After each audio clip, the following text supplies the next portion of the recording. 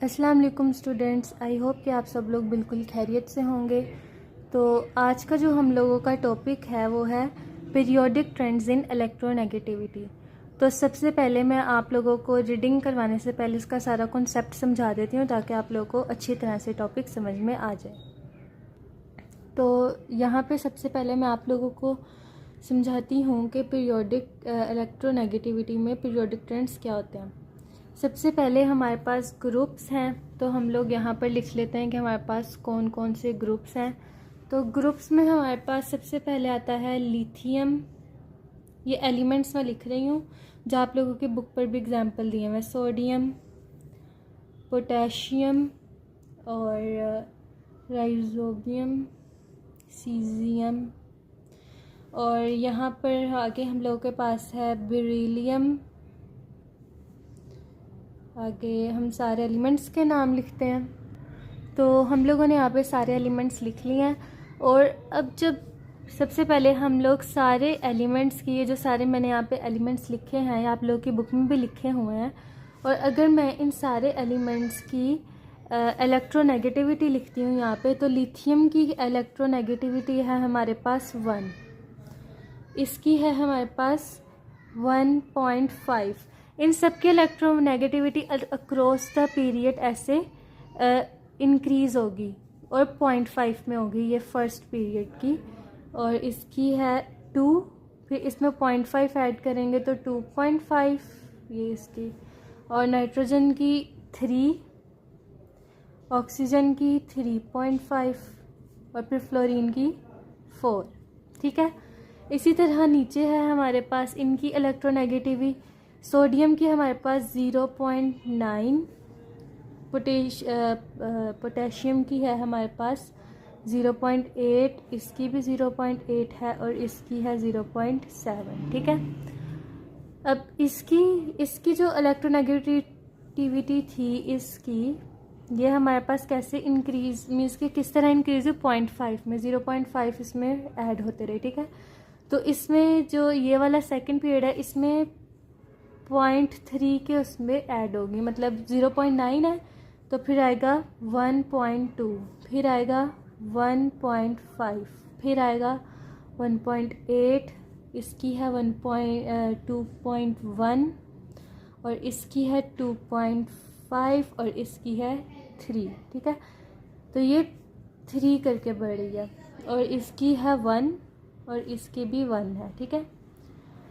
तो अब आप लोग देखें कि जिन ग्रुप में इलेक्ट्रोनेगेटिविटी की वैल्यू डिक्रीज़ हो रही है, मतलब ये जो ग्रुप्स हैं यहाँ पे आपने, ये तो पीरियड में इंक्रीज़ हो रही है। ठीक है।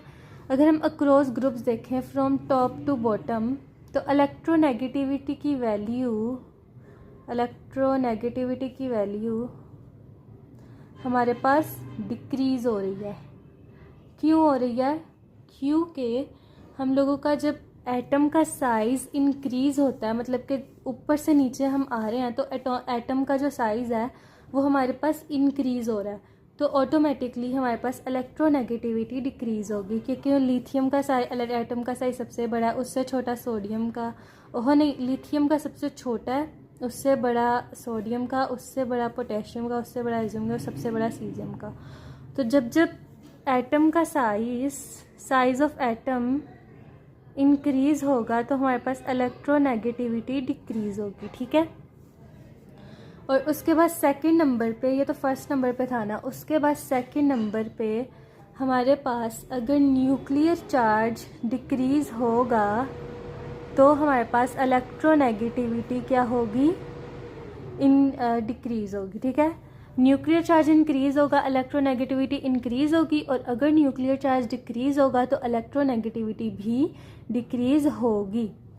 और उसके बाद थर्ड नंबर पे आता है हमारे पास शील्डिंग इफ़ेक्ट। शील्डिंग इफ़ेक्ट अगर तो क्या कहते हैं, शील्डिंग इफ़ेक्ट इंक्रीज़ होगी तो इलेक्ट्रोनेगेटिविटी हमारे पास डिक्रीज़ होगी। क्यों? क्योंकि शील्डिंग इफ़ेक्ट मतलब कि शील्डिंग इफ़ेक्ट ज़्यादा होगी, एटम्स को एटम ज़्यादा शील्ड करेंगे तो इलेक्ट्रॉन निकालना ज़्यादा मुश्किल होगा, मीन्स के तो इस हिसाब से इलेक्ट्रोनेगेटिविटी हमारे पास डिक्रीज़ होगी। तो जो अब हम लोग एक और बात की तरफ आते हैं कि जो इस तरफ के हैं और इस तरफ के जो हैं इनमें क्या डिफरेंस है। इस साइड वाले मेटल्स हैं और इस साइड वाले नॉन मेटल्स हैं। ये हमारे पास मेटल्स हैं और ये क्या है हमारे पास नॉन मेटल्स। ठीक है। अब जो हमारे पास मेटल्स होते हैं उनकी इलेक्ट्रोनेगेटिविटी की वैल्यू ज़्यादा होती है और जो हमारे पास नॉन मेटल्स होते हैं उनकी इलेक्ट्रोनेगेटिव की मतलब नहीं मेटल्स की देखें मेटल्स की इलेक्ट्रोनेगेटिव की वैल्यू कम होती है क्योंकि ये देखें यहाँ पे -1 वहाँ पे 1 है -1 नहीं है 1 है 1 है 1.5 है फिर 2 है। From left to right increase करी है। ठीक है। अक्रॉस द पीरियड अभी तो ग्रुप में टॉप टू बॉटम डिक्रीज करी है लेकिन अक्रॉस अ पीरियड इंक्रीज करी है। ठीक है। ठीक है। तो मेटल्स की इलेक्ट्रोनेगेटिविटी की वैल्यू हमारे पास कम होगी जबकि नॉन मेटल्स की इलेक्ट्रोनेगेटिविटी की वैल्यू हमारे पास ज़्यादा होगी। जैसे लिथियम की इलेक्ट्रोनेगेटिव की वैल्यू 1 है जबकि फ्लोरीन की इलेक्ट्रोनेगेटिव की वैल्यू 4 है। तो देखें लिथियम की कम है वो मेटल है, नॉन मेटल है फ्लोरीन, उसकी इलेक्ट्रोनेगेटिविटी वैल्यू ज़्यादा है। तो इसीलिए जो मेटल्स होते हैं इनको हम कहते हैं इलेक्ट्रोपॉजिटिव एलिमेंट्स जबकि जो नॉन मेटल्स होते हैं उन्हें हम कहते हैं इलेक्ट्रोनेगेटिव एलिमेंट्स। ये बात आप लोगों ने याद रखनी है। ठीक है। क्योंकि अगर हम करें left hand side to right hand side left hand side to right hand side तो हमारे पास इलेक्ट्रोनेगेटिविटी की वैल्यू क्या होगी इंक्रीज होगी। इलेक्ट्रोनेगेटिव की वैल्यू इंक्रीज होगी। From left to right electronegativity की वैल्यू हमारे पास इंक्रीज हो रही है। ठीक है। और अगर हम क्यों इंक्रीज हो रही है फ्रॉम लेफ़्ट टू राइट क्योंकि एटम का साइज़ हमारे पास डिक्रीज होगा। ग्रुप में एटम का साइज़ हमारे पास इंक्रीज हो रहा है जबकि पीरियड्स में एटॉमिक साइज़ हमारे पास जैसे कि लिथियम की सबसे छोटा है मतलब कि उससे छोटा इसका उससे छोटा इसका तो एटम का साइज़ ऑफ एटम डिक्रीज कर रहा है और जो न्यूक्लियर चार्ज है हमारे पास अक्रॉस अ पीरियड वो इंक्रीज कर रहा है और शील्डिंग इफेक्ट हमारे पास इसमें कांस्टेंट रहता है। सबसे पहली बात साइज ऑफ एटम डिक्रीज करेगा across the period from left to right. दूसरी बात हमारे पास जो न्यूक्लियर चार्ज हमारे पास इंक्रीज करेगा। और तीसरी बात हमारे पास शील्डिंग इफेक्ट हमारे पास कांस्टेंट रहेगी। ठीक है। ठीक है। ये आप लोगों के पास कांस्टेंट रहेगी। ये है हमारे पास पीरियड और ये है हमारे पास ग्रुप। ठीक है। ये from group top to bottom और ये अक्रॉस द पीरियड। आप लोगों ने एक बात याद रखनी है, आपसे कोई भी पूछे कि आप लोगों की ग्रुप में from top to bottom electronegativity की वैल्यू इंक्रीज होती है डिक्रीज होती है तो from top to bottom electronegativity की वैल्यू डिक्रीज होती है। और अगर कोई पूछे कि across a period from left to right electronegativity की वैल्यू इंक्रीज होती है या डिक्रीज होती है तो आप लोग देखें इलेक्ट्रोनेगेटिविटी की वैल्यू इंक्रीज होती है। आई होप कि आप लोगों को यहाँ तक समझ आया होगा। अब मैं इससे अगला एक और टॉपिक है वो बताती हूँ कि जो ये हैं लिनस पॉलिंग जो केमिस्ट हैं इन्हें नोबेल प्राइज़ क्यों मिला है। तो उन्होंने एक ऐसा क्या फाइंड आउट किया था कि उन्हें नोबेल प्राइज़ मिला था तो वो मैं आप लोगों को उसकी रीज़न बताती हूँ। तो सबसे पहले हम बात करते हैं कि जो लिनस पॉलिंग हैं उन्होंने इलेक्ट्रोनेगेटिविटी में के साथ साथ उन्हें नोबेल प्राइज़ क्यों मिला क्योंकि उन्होंने नेचर ऑफ बॉन्ड फाइंड की कोवलेंट बॉन्ड्स की। तो सबसे पहले उन्होंने क्या देखा कि नॉन पोलर बॉन्ड्स कौन से होते हैं electronegativity in non polar bonds. तो सबसे पहले ये हमारे पास नेचर ऑफ बॉन्ड्स है। तो सबसे पहले उन्होंने क्या फाइंड आउट किया अगर किसी एलिमेंट की इलेक्ट्रोनेगेटिविटी की वैल्यू 0 से लेके 0.4 तक होगी तो वो क्या होगा नॉन पोलर बॉन्ड। इसका क्या होगा नॉन पोलर बॉन्ड होगा अगर किसी एलिमेंट की वैल्यू होगी 0 से लेके 0.4 तक। क्यों?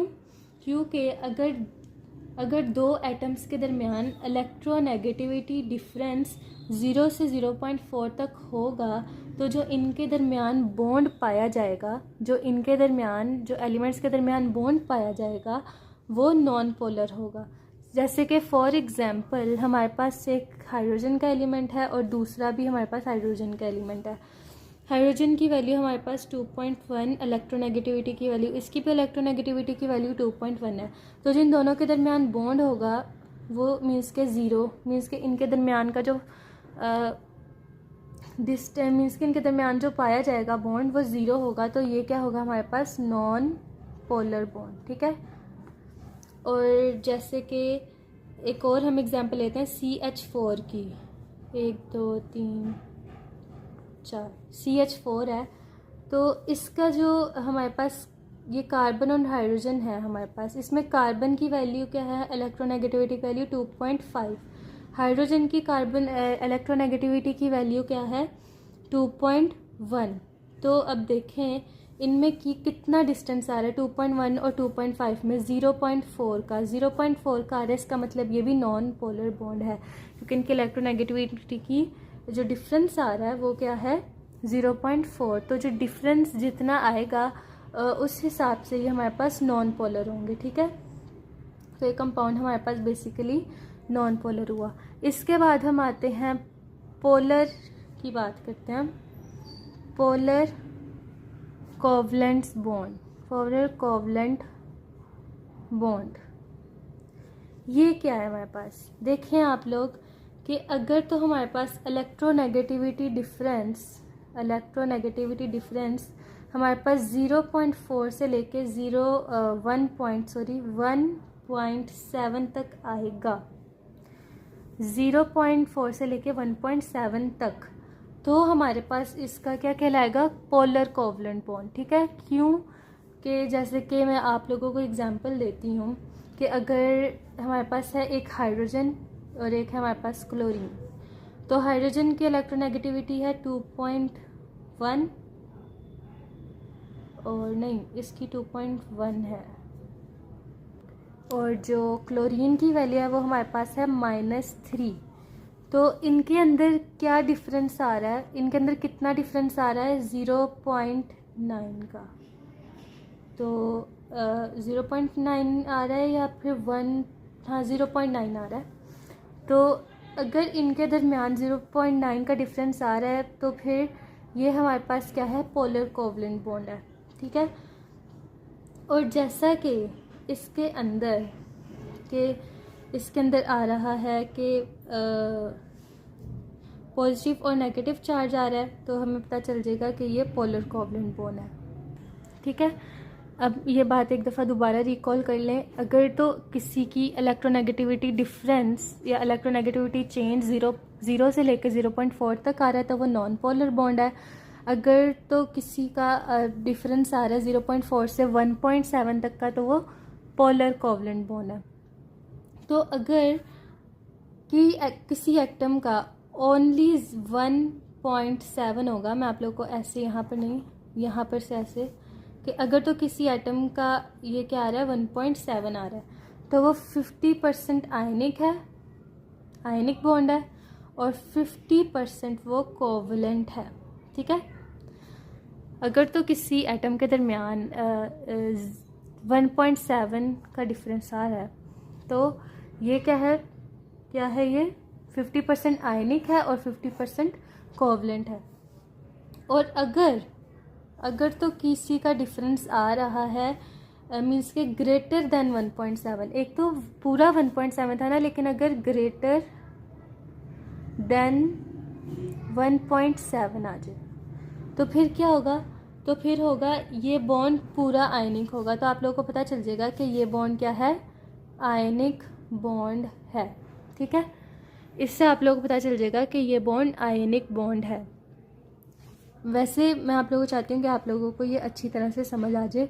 अगर मेरी राइटिंग की समझ नहीं आ रही मैं अगली दफ़ा से अपनी राइटिंग इम्प्रूव कर लूँगी, लेकिन आप लोगों को इतना कॉन्सेप्ट पता चल गया होगा कि अगर किसी का डिफरेंस आ रहा है 0 से लेके 0.4 तक तो वो नॉन पोलर है, 0.4 से 1.7 तक का तो वो पोलर कोवलेंट बॉन्ड है, और अगर पूरा 1.7 है टोटली 1.7 है, तो वो 50% आयनिक है, 50% कोवलेंट है।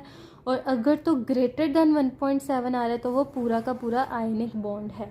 ठीक है, तो जैसा कि मैं आप लोगों को एग्जांपल देती हूँ आयनिक बॉन्ड की कि ग्रेटर देन 1.7 हो, तो एक हमारे पास सोडियम है और एक है हमारे पास फ्लोरीन। तो सोडियम की हमारे पास इलेक्ट्रोनेगेटिविटी है 0.9 और फ्लोरीन की है 4।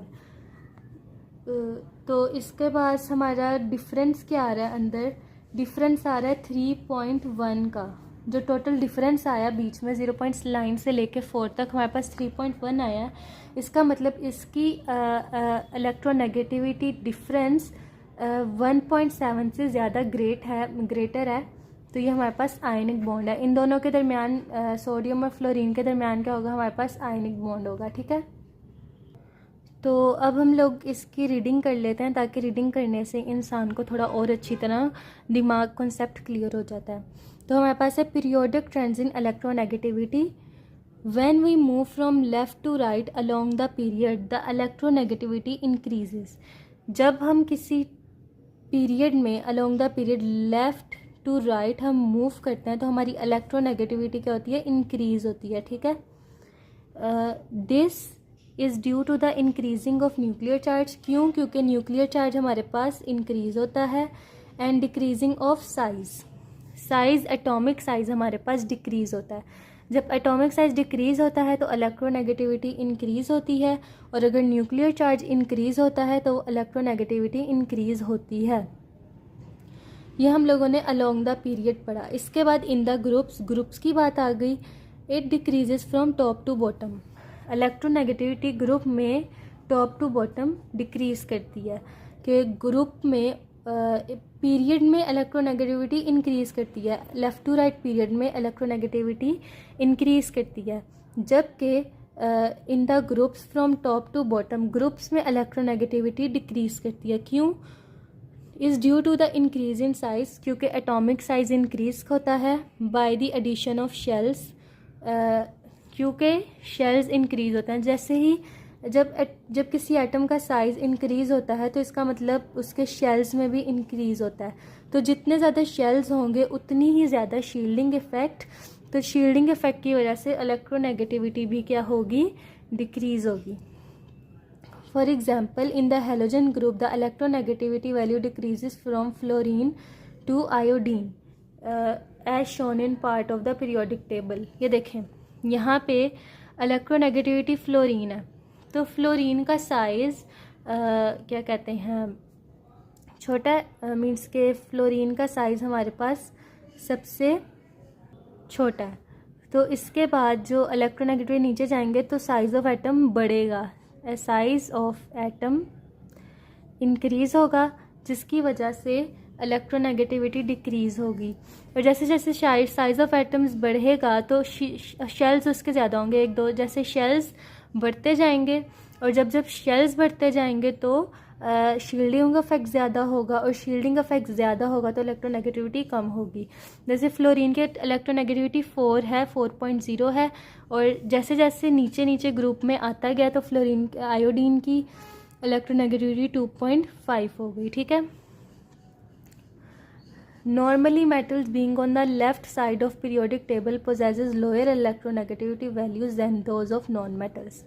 जैसा कि मैंने आप लोगों को बताया कि इस साइड पे मेटल्स होते हैं, इस साइड पे नॉन मेटल्स होते हैं। तो जो मेटल्स की इलेक्ट्रोनेगेटिविटी, मतलब जो लेफ़्ट साइड पे इलेक्ट्रोनेगेटिविटी पीरियोडिक टेबल के एलिमेंट्स होते हैं, उनकी इलेक्ट्रोनेगेटिविटी कम होती है, जबकि जो राइट साइड पे नॉन मेटल्स होते हैं उनकी इलेक्ट्रोनेगेटिविटी की वैल्यू ज़्यादा होती है।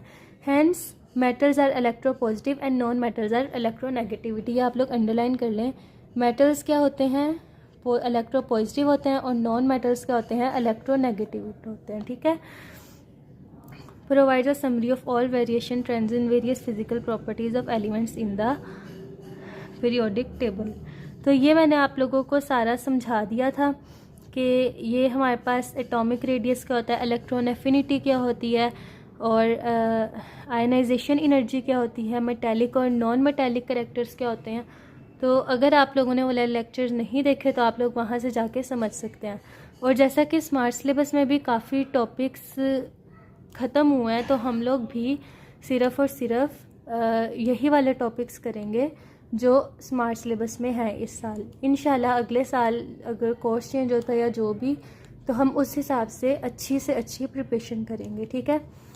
तो आप लोगों को जो मैं इस दफ़ा हमारा स्मार्ट सिलेबस हुआ है उस हिसाब से मैं आप लोगों को सारे चैप्टर्स के टॉपिक समझाऊंगी, और जो कैंसिल हुए टॉपिक वो वाले हम नहीं करेंगे, ठीक है। आई होप कि आप लोगों को आज के लेक्चर की समझ में आ चुकी होगी। अगर समझ में आ चुकी है तो मेरे चैनल को लाइक, सब्सक्राइब और शेयर लाजमी कीजिएगा। और अभी के लिए इजाज़त, अल्लाह हाफिज़।